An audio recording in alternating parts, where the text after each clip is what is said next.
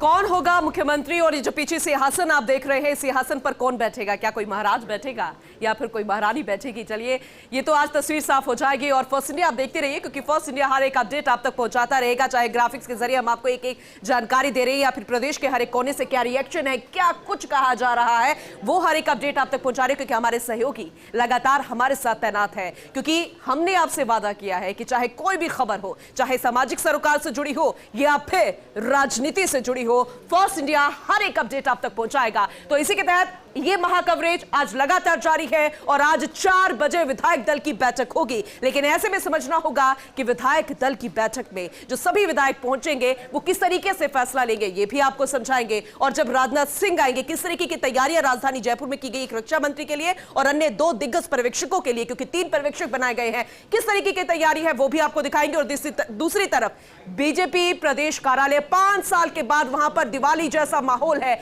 वहां किस तरीके की तैयारी की गई है, ये भी फर्स्ट इंडिया आपको दिखाएगा। और पूर्व मुख्यमंत्री वसुंधरा राजे के आवास के बाहर कितनी हलचल है, कौन पूर्व मुख्यमंत्री से मिलने के लिए आ रहा है, ये भी फर्स्ट इंडिया आपको दिखा रहा है। और सहयोगी लगातार हमारे साथ बने हुए हैं। पूर्व मुख्यमंत्री वसुंधरा राजे के आवास से शिवेंद्र हमारे साथ बने हुए हैं, एसोसिएट एडिटर निर्मल तिवारी जी हमारे साथ बीजेपी प्रदेश कार्यालय से जुड़े हुए हैं, भारत दीक्षित हमें होटल ललित के बाहर से जानकारी दे रहे हैं। दरअसल होटल ललित में रक्षा मंत्री सीधा वहीं का रुख करेंगे, वहीं पहुंचेंगे और हो सकता है कि तमाम दिग्गज नेता, जिसमें पूर्व मुख्यमंत्री वसुंधरा राजे भी हो सकती है, वो उनसे मिलने के लिए जाए। और इसके अलावा विकास शर्मा हमारे साथ जुड़े हुए हैं जयपुर एयरपोर्ट से। जब दिग्गज पहुंचेंगे, फर्स्ट इंडिया आपको हर एक अपडेट पहुंचाएगा। तो चलिए सबसे पहले रुक करते हैं शिवेंद्र का।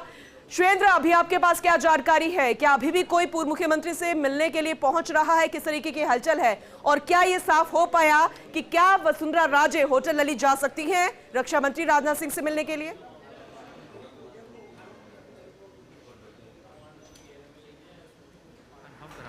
देखिए, फिलहाल वसुंधरा राजे के आवास पर शांति है पूनम। अभी कोई नई एंट्री नहीं हुई है, कोई नया विधायक उनसे मिलने नहीं पहुंचा है। कुछ विधायक उनसे मिलकर जो निकले हैं उनके नाम हम दर्शकों को बता ही चुके हैं, चाहे वो गोपाल शर्मा हों, चाहे वो कालीचरण सर्राफ हों, चाहे वो प्रताप सिंह सिंघवी हों।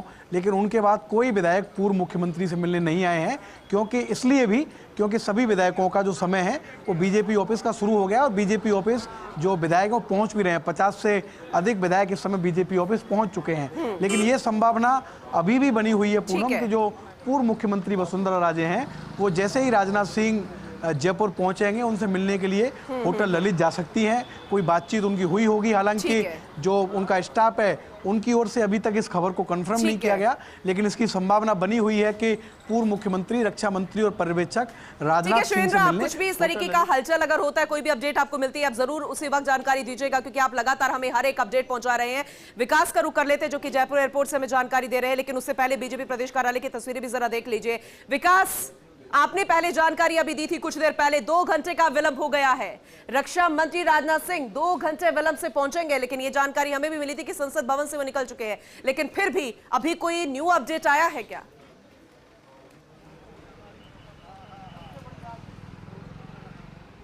आज देखिए पूनम, बिल्कुल वहाँ से निकलने के बाद तकरीबन 10 से 15 मिनट उनको दिल्ली एयरपोर्ट पहुँचने में लगेगा। और उसके बाद में वहाँ से उड़ान भरेंगे, तो जयपुर एयरपोर्ट पर पहुँचने का जो समय है वो 1:40 का समय। अब नया अपडेट जो आया है, 1:40 का समय निर्धारित किया गया है कि 1:40 पर जो राजनाथ सिंह है, रक्षा मंत्री राजनाथ सिंह जयपुर में लैंड करेंगे। और उसके बाद में यहाँ से सीधे वो होटल ललित जाएंगे। और होटल ललित जा करके वहाँ पर ये प्रस्तावित है कि वहाँ पर कुछ लोगों से मुलाकात कर सकते हैं, पार्टी पदाधिकारी से मुलाकात कर सकते हैं, चर्चा करेंगे, मंथन करेंगे। और बाद में 4 बजे विधायक दल की बैठक जो है उसमें वो शामिल होंगे। लेकिन अब तक सभी के मन में सवाल है, जो ये पूरा मूवमेंट है राजनाथ सिंह के आने का और विधायक दल की बैठक का, उन सबके बीच में सबके जहन में एक ही सवाल है कि राजस्थान में अगले 5 सालों की तस्वीर किसके हाथ में होगी, किसके हाथ में सत्ता होगी और कौन राजस्थान पर राज करेगा। इस पूरे मामले को लेकर हर घर में चर्चा है, हर घर में इस बात को लेकर के चर्चाओं का दौर है कि मुख्यमंत्री कौन बनेगा। और इसी बात को लेकर के आज शाम को ये पटाक्षेप होगा, इस बात का जो चेहरा है वो सामने आएगा कि मुख्यमंत्री कौन होगा। और उसी की जद्दोजहद के लिए सभी जगह पे जो है कवायद जारी है। एक तरफ जहाँ पर राजनाथ सिंह का जयपुर में दौरा है और यहाँ से वो सीधे पहले होटल ललित पहुँचेंगे और वहाँ से पर्यवेक्षक जो है, जो विधायक दल की बैठक है वहाँ मौजूद रहेंगे। और वहाँ पर एक नाम तय किया जाएगा और उस नाम पर सहमति बनाई जाएगी। जी ठीक है विकास, कुछ भी अगर रूट में बदलाव किया जाता है या फिर कोई भी अपडेट होता है आपसे तुरंत हम जानकारी लेंगे दर्शकों तक पहुंचाने के लिए। अब रुक कर लेते हैं होटल ललित का, क्योंकि वहां पर भी तैयारियां पूरे जोरों शोरों से चल रही है और ऐसे में सहयोगी भारत दीक्षित हमें वहां का हर एक अपडेट पहुंचा रहे हैं। भारत, जरा बताइएगा अभी आपके पास क्या अपडेट मिल रहा है फिलहाल?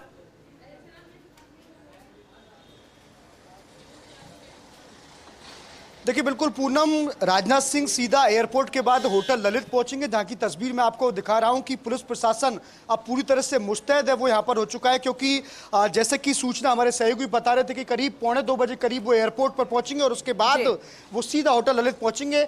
और कुछ विधायक हैं, 1-2 नाम है, वो अभी होटल ललित के अंदर यहाँ पर पहुंचे हैं, जैसे राजनाथ सिंह के मिलने का भी उनका कार्यक्रम है। जैसे कि बताया कि 2 बजे करीब वो यहाँ पहुंचेंगे और होटल ललित में 2 बजे के बाद कुछ विधायक सहित पार्टी के जो पदाधिकारी के, जैसे कि सूचना हमारे पास आ रही थी कि पूर्व मुख्यमंत्री वसुंधरा राजे भी उनसे यहाँ पर मुलाकात कर सकती है। और इस मुलाकात के बाद करीब 4 बजे वो सीधे यहाँ से भाजपा मुख्यालय रवाना होंगे, जहाँ पर विधायक दल की बैठक है वो यहाँ पर होगी और उसमें एक नाम है वो यहाँ पर फाइनल किया जाएगा। लेकिन उससे पहले होटल ललित में जो सरगर्मियां हैं वो यहाँ पर तेज हो चुकी है, क्योंकि जो पर्यवेक्षक के रूप में केंद्रीय रक्षा मंत्री, लेकिन अभी थोड़ा सा और वक्त है और ऐसे में अगर कोई व्यवस्थाएं दुरुस्त करने की जरूरत अगर महसूस होती है तो उसे कर लिया जाएगा, क्योंकि एक प्रोटोकॉल भी है रक्षा मंत्री का और तीनों ही दिग्गज पर्यवेक्षक भी, और साथ में हो सकता है कि तमाम दिग्गज जो हैं वो राजनाथ सिंह से मिलने के लिए भी पहुंचे। भारत, मैं आपके पास लौटूंगी, लेकिन अब रुक करेंगे एसोसिएट एडिटर निर्मल तिवारी जी का, जो कि हमें हर एक अपडेट पहुंचा रहे हैं, हर एक नेता का रिएक्शन पहुंचा रहे हैं जो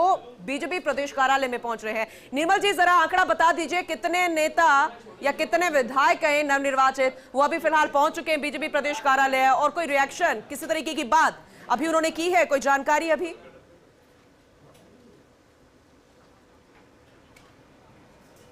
देखिए पूनम, जिस तरह से सूची लेकर के यहाँ पर खड़े हुए हैं और एक एक सूची एक एक नाम के साथ टिक लगा रहे हैं जो अंदर आ रहे हैं, तो करीब 55 विधायक जो हैं अभी भाजपा के वो प्रदेश कार्यालय पर पहुंच चुके हैं। हालांकि सभी को बोलने से मना किया, क्योंकि एक अब बस वो क्लाइमैक्स है जो सामने आना है, क्योंकि सबको मना कर दिया है कोई मीडिया से किस तरह का कोई वक्तव्य ना दे। तो सब जो आ रहे हैं सीधे उनके नाम के आगे टिक लगाया जा रहा है कि वो आ गए यहाँ पर, उनको अंदर भेजा जा रहा है, अंदर वो बैठ रहे हैं। लेकिन देखिए मैं आपको एक अपडेट दे दूँ कि राजनाथ सिंह जी को लेकर के जिस तरह की बातें हो रही हैं कि होटल ललित जाएंगे और वहाँ पर विधायक, वो उनका किसी भी विधायक से मिलने का कोई कार्यक्रम नहीं है। वो सीधे पार्टी विधायक दल की बैठक में ही विधायकों से रूबरू होंगे। हाँ, यह जरूर है कि प्रदेश प्रभारी जो है अरुण सिंह और उसके अलावा प्रदेशाध्यक्ष डॉक्टर सीपी जोशी जी की बात करें और पूर्व मुख्यमंत्री वसुंधरा राजे, तो इनको लेकर के जरूर उनकी चर्चाएं हो सकती हैं, क्योंकि उसमें भी 40 मिनट के आसपास का वक्त उनके पास रहेगा जिस दौर में ललित में वो बात करेंगे।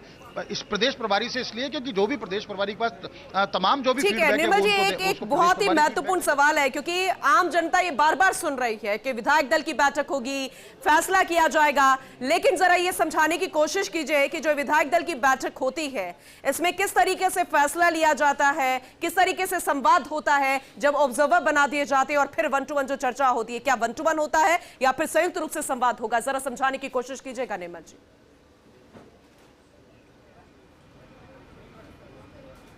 बिल्कुल पूनम, देखिए बहुत महत्वपूर्ण बात आपने पूछी और दर्शकों को जानना जरूरी भी है, क्योंकि उनमें उत्सुकता बहुत है।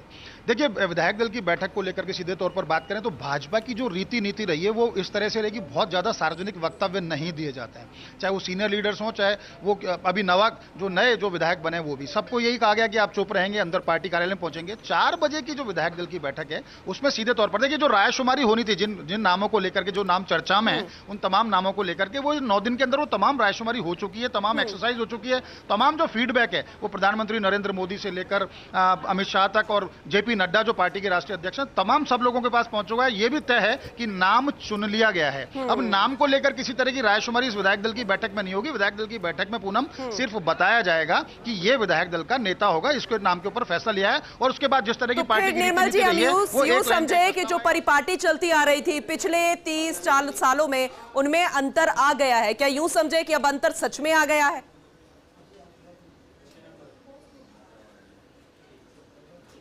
निश्चित तौर पर देखिए पूनम, जैसा मैंने पहले भी कहा और इस बार तो ये भी समझ लेना चाहिए कि राजस्थान को लेकर के फूंक फूंक के कदम रखा गया, क्योंकि अगले साल चुनाव में आना है। मई के आसपास जो केंद्र सरकार है, जो भाजपा है, उसको चुनाव मैदान में वापस से पहुंचना, जनता के बीच में उनको वोट लेने पहुंचना है। तो सब चीजों को इस तरीके से पूरा ताना बाना बनाया गया है कि उसका जो प्लेटफॉर्म तैयार किया गया 2024 का, क्योंकि 25 की 25 सीटें लोकसभा की भाजपा के पास है, उनको वापस से रिपीट करना निश्चित तौर पर चुनौती है। 2 महीना अभी का वक्त रह गया, पिछली बार 10 फरवरी को बजट आ गया था, बजट पेश करना चुनौती है। मुख्यमंत्री का नाम चुनना, तय करना, उसके बाद मंत्रियों का नाम तय करना, उसके बाद उनके पोर्टफोलियो तय करना बहुत बड़ी चुनौती, क्योंकि बहुत कम वक्त रह गया है। और जिस तरह की तमाम जो घोषणा पत्र में जो वादे किए उनकी तरफ आगे बढ़ना है, किस तरह के यहाँ के जो वित्तीय हालात है राजस्थान के उनको देखते हुए उस पर आगे बढ़ना है, तो चुनौतियां बहुत सारी हैं। लेकिन आप विश्वास मानिए कि जो जिस तरह की पार्टी की रीति नीति रही है, क्योंकि ये जो भगवाधारी जो पार्टी है, इसका निश्चित तौर पर इसका इस तरह का पिछला वो रहा है इतिहास अगर देखें तो उसमें बहुत ज्यादा सार्वजनिक की नहीं जाती हैं चीजें। और खासकर जब से केंद्र के अंदर नरेंद्र मोदी प्रधानमंत्री हैं, जेपी नड्डा पार्टी को लीड कर रहे हैं, अमित शाह, ये तमाम जो तिकड़ी है और खासकर उच्च स्तर पर जो भाजपा के नेता हैं वो उसमें तमाम जो फीडबैक था 9 दिन के अंदर बिल्कुल बिल्कुल इसीलिए मैंने इस विश्लेषण के लिए निर्मल जी ये सवाल किया था, क्योंकि आम जनता भी ये जानना चाहती थी। सुरेंद्र का रुख कर लेते हैं। सुरेंद्र, अपडेट तो आप लगातार दे रहे हैं कौन मिलने के लिए आया, लेकिन कुछ दिग्गजों के नाम जो पिछले कुछ दिनों से चर्चाओं का विषय थे, लेकिन कहते हैं कि चाहे कुछ भी हो जाए, किसी का भी नाम यहां पर रख दिया जाए, कोई बुरा नहीं मानता, क्योंकि जो आला कमान फैसला कर लेता है वही शर्माते होते हैं। और भारतीय जनता पार्टी में जो है ये गुंजाइश जो है बेहद कम हो जाती है। सुरेंद्र का रुख करेंगे, लेकिन निर्मल जी हमारे साथ लगातार बने हुए। निर्मल जी, मैं आपसे ही सवाल करना चाहूंगी, अगर आपने मेरे सवाल को सुना है कि बीजेपी में नाराजगी की गुंजाइश थोड़ी कम हो जाती है, क्योंकि दिग्गजों की भरमार तो यहां पर भी है, नाम भी काफी सारे चर्चाओं में है, लेकिन कहते हैं ना कि अगर हाईकमान, यहाँ हम सीधा प्रधानमंत्री का नाम ही ले लेते हैं क्योंकि मोदी के नाम पर ही चुनाव लड़ा था, तो मोदी के धागे में मोदी के साथ ही ये दिग्गजों को पिरो दिया जाता है, फिर कोई नाराजगी की संभावना नहीं रहती है। निर्मल जी,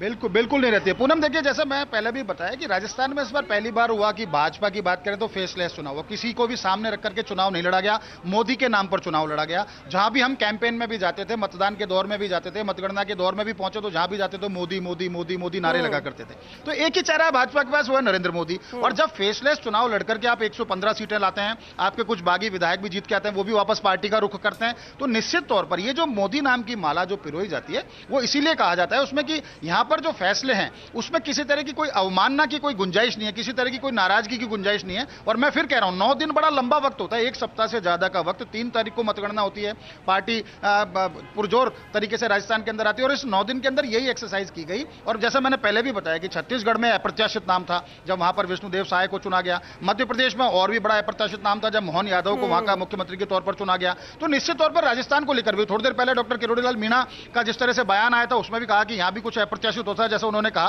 तो निश्चित तौर पर जनता में भी अब यही है कि कुछ ना कुछ अप्रत्याशित होगा और खासकर जो संघ की लीग पर चलने वाला होगा, जो पार्टी की रीति नीति पर चलने वाला होगा, एक ऐसा कोई अप्रत्याशित नाम भी यहां पर सामने आ सकता है। तो हर तरह की संभावना है, थोड़ी देर में सारी चीजें सामने हो जाएंगी। 1 बजे के आसपास का वक्त हो गया, 2 घंटे की बात और है, उसके बाद 4 बजे विधायक दल की बैठक होगी और विधायक दल की बैठक में सिर्फ यही होगा, सबसे एक बार बातचीत जरूर की जाएगी निश्चित तौर पर, क्योंकि जैसा अभी तक मेरे सहयोगी भी कह रहे थे और इस तरह का दर्शकों में भी इस तरह का एक उत्सुकता है कि क्या राजनाथ सिंह से वहां भी किसी की मुलाकात होगी क्या। राजनाथ सिंह से कोई मुलाकातें नहीं होनी, राजनाथ सिंह तो एक मैंडेट लेकर के आ रहे हैं, उनको वो नाम यहां पर बताना है विधायकों को कि ये चुन लिया गया है, उसके बाद किसी तरह की कोई गुंजाइश नहीं है, नाम सामने आ जाएगा 5 बजे के ये भी कहा जा रहा है, बार बार जिक्र जो है मध्य प्रदेश छत्तीसगढ़ का इसलिए करें क्योंकि एक न्यू फॉर्मूला जो है वहां पर लेके आया गया है और इसको थोड़ा सा क्लेरिफाई कर दिया गया है किरोड़ीलाल मीणा की तरफ से भी।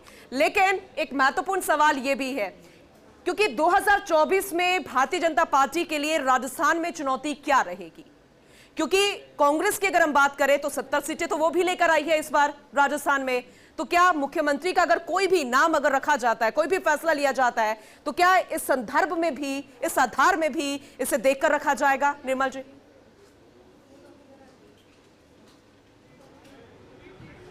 बिल्कुल पूनम, देखिए आपने बहुत ही एक गंभीर सवाल पूछा और निश्चित तौर पर ये सबके जेहन में, पार्टी के जेहन में है, मोदी जी के जेहन में, अमित शाह के जेहन में, तमाम जो पूरी पार्टी है उसके जेहन में। 2024 मैंने जैसा पहले भी कहा कि 25 की 25 सीटों को दोबारा से जीतना पूनम बहुत बड़ी चुनौती और वक्त बहुत कम है, क्योंकि मार्च के आसपास आचार संहिता लग जानी है। अभी आज मुख्यमंत्री का नाम तय होगा, उसके बाद पार्टी की शपथ ग्रहण भी होगा, उसके बाद बजट की तैयारी भी होगी, तो बहुत कम वक्त पड़ा है।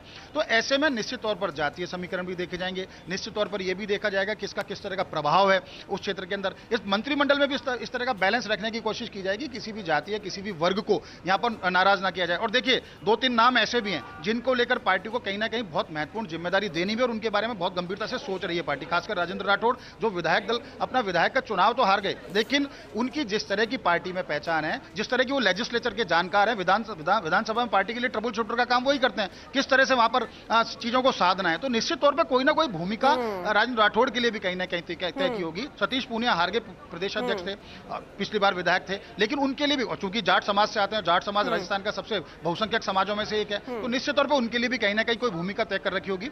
इसी तरह से पूर्व मुख्यमंत्री वसुंधरा राजे की बात करें तो वसुंधरा राजे अभी भी दौड़ में है, ऐसा कोई अगर यूं सोचे कि वो दौड़ में नहीं है, वो निश्चित तौर पर दौड़ में है। और वसुंधरा राजे की भूमिका को लेकर के अगले खासकर लोकसभा चुनाव को लेकर पार्टी कहीं भी उसको नजरअंदाज नहीं कर सकती। तो बहुत सारे ऐसे बड़े नाम हैं, बहुत सारे ऐसे नाम हैं जो पार्टी में जो बगावत करके पार्टी के साथ चुनाव में खड़े हुए लेकिन वापस आए, तो जिसमें एक यूनुस खान का नाम भी है, डीडवाना से यूनुस खान ने पार्टी का विरोध करके पार्टी से बाहर आकर के उन्होंने चुनाव लड़ा, चुनाव जीत भी गए। तो निश्चित तौर पर बहुत सारी इक्वेशंस देखी जाएंगी पूनम, जातीय समीकरण देखे जाएंगे, मंत्रिमंडल में क्षेत्र विशेष का, किस क्षेत्र का कौन उसमें प्रतिनिधित्व होगा, उस मंत्रिमंडल के अंदर वो किस जाति का उसमें प्रतिनिधित्व होगा, इन सब चीजों को बैलेंस करने की कोशिश की जाएगी। तो इसमें संघ की भूमिका बहुत महत्वपूर्ण रहनी है, क्योंकि जिस तरह से फेसलेस चुनाव राजस्थान के अंदर हुआ, कुछ ऐसे नाम थे चौंकाने वाले जो जीत करके आए, जिन्होंने दिग्गजों को हराया, उन सबको देखना होगा। जिस तरह की मेहनत एक जमीनी स्तर पर की गई, संघ की तरफ से की गई, पार्टी की तरफ से की गई, तमाम जो पूरा संगठन और संघ ने मिलकर के जिस तरह का काम किया, तो निश्चित तौर पर इन सब चीजों को देखना होगा, तभी आप जाकर के 2024 का जो लोकसभा चुनाव है उसमें सामने आएंगे। तो निश्चित तौर पर एक बहुत बड़ी चुनौती है, और इन 9 दिनों में यही मंथन हुआ होगा कि कैसे किसी की नाराजगी को किस तरह से दूर करना है, किसको मनाना है, किसको आगे लाना है और किसको किसी दूसरी भूमिका के अंदर भेजना है। इन तमाम बातों पर चर्चा करने के बाद ही उसका जिस्ट यही है कि नाम चुन लिया गया है, नाम तय कर लिया गया है सूबे के मुख्यमंत्री का, 5 बजे उसके आसपास उसकी घोषणा भी हो जाएगी। लेकिन निश्चित तौर पर उसके पार्श्व में यही देखने को मिलेगा लोकसभा चुनाव कि हमको उसमें जीतना है, क्योंकि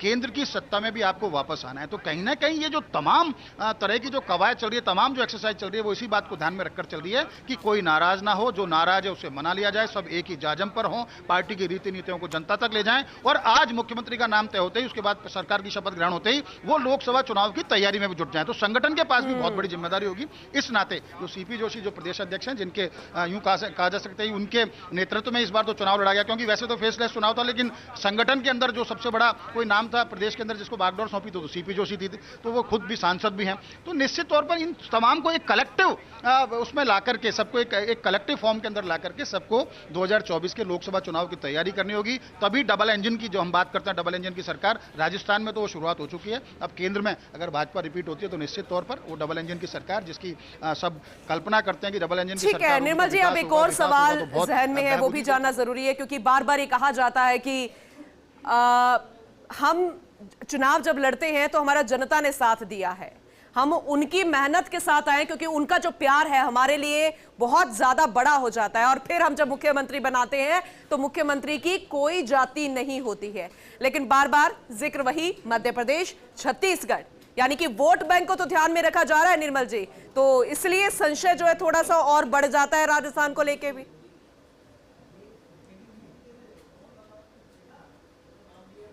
निश्चित तौर पर वोट बैंक को ध्यान रखा जा रहा है। और देखिए पूनम, इस बात को इस रूप में भी समझें कि इस बार कोई एंटी इनकम्बेंसी ऐसा नहीं था कुछ भी। इस बार किसी फेस को सामने रख करके चुनाव नहीं लड़ा गया। इस बार सिर्फ मैंने जैसा पहले भी कहा कि सिर्फ मोदी को सामने रख करके, मोदी की जो इमेज है राष्ट्रीय स्तर पर, अंतर्राष्ट्रीय स्तर पर, उसको सामने रख करके चुनाव लड़ा गया। तो जब कोई एंटी इनकम्बेंसी नहीं थी, जब कोई फेस नहीं था, उसके बावजूद अगर पार्टी 115 विधायकों को अगर जीत करके लाती है तो निश्चित तौर पर यह तो तय है कि राजस्थान के अंदर कहीं ना कहीं एक अंडर करंट भाजपा को लेकर के था, तो उसका तो भाजपा को निश्चित तौर पर फायदा मिलना है। और ये प्रदेश की जनता भी समझती है, सूबे की जनता को भी इस बात का अच्छी तरह से पता है कि अगर प्रदेश के अंदर भाजपा की सरकार को चुन लिया गया और केंद्र के अंदर अगर भाजपा की सरकार रहती तो निश्चित तौर पर, जब डबल इंजन की सरकार होगी, जैसे मैंने पहले भी कहा, तो निश्चित तौर पर विकास होगा। तो जनता का जो मंतव्य है उसको जानते हुए पार्टी के स्तर पर किस तरह की तैयारी की गई है वही देखना होगा। और जैसा आपने कहा कि मुख्यमंत्री को नाम को लेकर के, तो निश्चित तौर पर मुख्यमंत्री का एक बार नाम अगर सामने ले दिया जाएगा कि ये एक कह सकते हैं कि इस तरह से भी होगा कि पार्टी विधायक दल की बैठक होगी, बैठक के अंदर थोड़ा संवाद हुआ, जिस तरह की नब्ज टटोलने की कोशिश की वो टटोली, उसके बाद जिस तरह से जिसका नाम चुन लिया गया है उस फोन किया जाएगा जेपी नड्डा को, और जहां तक जेपी नड्डा स्पीकर पे फोन लिया, जेपी नड्डा एक नाम बताएंगे, उस नाम को यहां पर बता दिया जाएगा कि ये तो सब तय है, ये तो सब पहले से ही तय है, लेकिन फिर भी ये जो विधायक दल की बैठक है, ये जो संसदीय फैसला आएगा, ये वाकई में बेहद खास रहेगा। शिवेंद्र का भी रुख कर लेते हैं, वो भी पूर्व मुख्यमंत्री वसुंधरा राजे के आवास से लगातार हमें जानकारी दे रहे हैं, हर एक अपडेट दे रहे हैं। शिवेंद्र, हर एक जानकारी, हर एक अपडेट तो दे रहे हैं, लेकिन कुछ मुख्य पॉइंट्स है जिसके आधार पर फैसला लिया जा सकता है, हम उस पर भी चर्चा कर रहे थे। निर्मल जी से भी मैंने कई सवाल किए, लेकिन उसी के साथ एक निष्कर्ष निकल कर आया और एक सवाल और एक और खड़ा हो गया शिवेंद्र, कि क्या Bharatiya Janata party generation shifting की ओर बढ़ रही है? आपको क्या लगता है?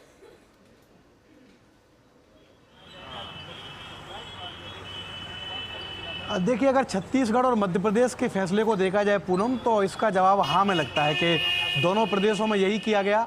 दोनों जो मुख्यमंत्री बने हैं, विष्णुदेव और मोहन यादव, दोनों की जो उम्र है वो 58 और 57 है। तो एक तो 60 वर्ष से कम उम्र के जो नेता हैं उनको प्राथमिकता दी गई मुख्यमंत्री बनने में, और दूसरा जो सेकंड लाइन के लीडर हैं उनको प्राथमिकता पूनम दी गई है मुख्यमंत्री बनने में। इसके साथ ही जहाँ तक पर्यवेक्षक की बात करें, मैं भी सुन रहा था निर्मल जी को, देखिए एक गाड़ी और आई है, देखते हैं इसमें कुछ कोई खास एमएलए या कोई नेता तो नहीं है कुछ, लेकिन इसमें नरेंद्र नागर मुझे दिख रहे हैं, भी पता करते हैं, देखिए कौन है। एसडी शर्मा जी हैं। एसडी शर्मा जी कैसे सर, कुछ बताइए सर, थोड़ा सा तो बताइए सर, एक लाइन तो बताइए सर, एक तो बोलो, एक लाइन तो बोल के जाइए सर, आप आए हैं तो एक लाइन तो बोलिए सर। तो देखिए जो एसडी शर्मा है, ब्राह्मण समाज के बड़े नेता हैं पूनम, और वसुंधरा राजे की सरकार में देवस्थान विभाग के अध्यक्ष रहे हुए हैं, देवस्थान बोर्ड के।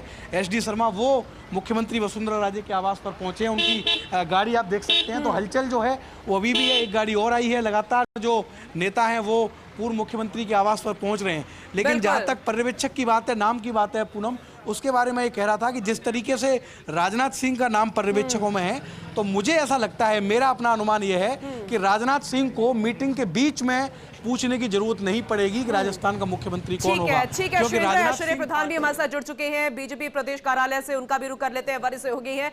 ऐश्वर्य, लगातार हम चर्चा कर रहे हैं, उन पॉइंट्स पर बातचीत कर रहे हैं जिससे लेकर फैसला किया जा सकता है, लेकिन यह भी साफ है, आप भी जानते हैं कि फैसला तो कर लिया गया है, लेकिन फिर भी यह बैठक बेहद खास है, और जो 3 ऑब्जर्वर आए हैं उनमें भी यह महत्वपूर्ण रहेगा कि किस तरीके से संवाद किया जाता है, किस तरीके से सियासी नब्ज को टटोला जाता है। लेकिन दिग्गजों की भरमार रही है ऐश्वर्य, तो मेरा सवाल यही है कि परंपरा रही है भारतीय जनता पार्टी में कि चाहे कोई भी फैसला लिया जाए लेकिन नाराजगी नहीं होती है, क्योंकि यही तो परंपरा है बीजेपी की।